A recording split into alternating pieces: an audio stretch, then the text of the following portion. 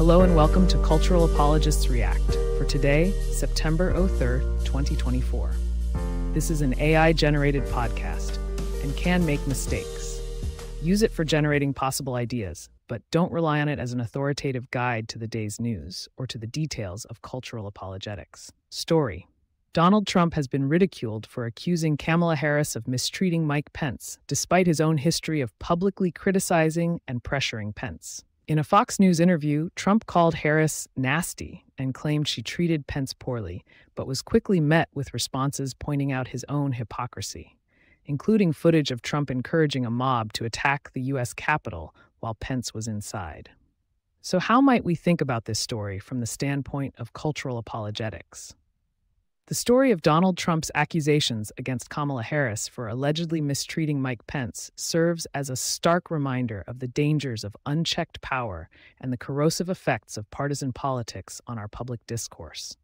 However, this narrative also conceals a more profound issue, one that Lesslie Newbigin would likely identify as a manifestation of the plausibility structure of modern Western society.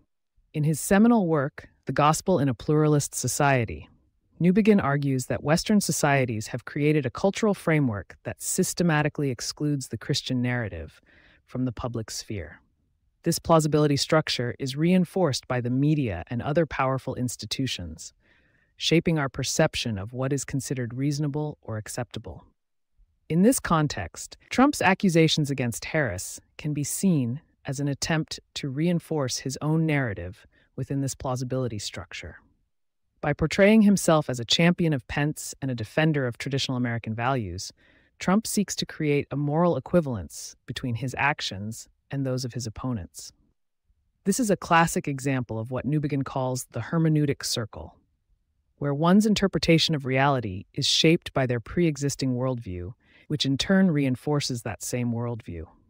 However, this attempt at narrative manipulation falls apart when subjected to scrutiny.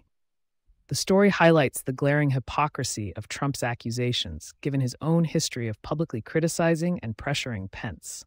This is a stark example of what Newbigin terms the pathology of secularism, where individuals and institutions prioritize short-term gains over long-term consequences, leading to a breakdown in social cohesion and moral accountability. Newbigin would likely argue that this pathology is a direct result of the Enlightenment's emphasis on reason and individualism, which has created a society that prioritizes self-interest over collective well-being. In Proper Confidence, Newbigin notes that this focus on individual rights and freedoms has led to a neglect of our responsibilities towards one another and towards the common good. The responses to Trump's accusations, including footage of him encouraging a mob to attack the U.S. Capitol while Pence was inside, serve as a powerful counter-narrative that challenges the plausibility structure of modern Western society.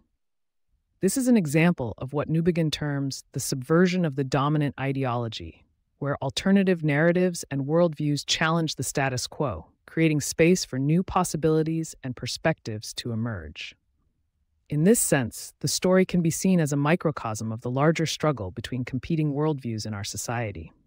Trump's accusations represent an attempt to reinforce the dominant ideology, while the responses to his accusations serve as a testament to the power of counter-narratives to challenge and subvert that ideology. Ultimately, this story serves as a reminder of the importance of critical thinking and nuance in our public discourse.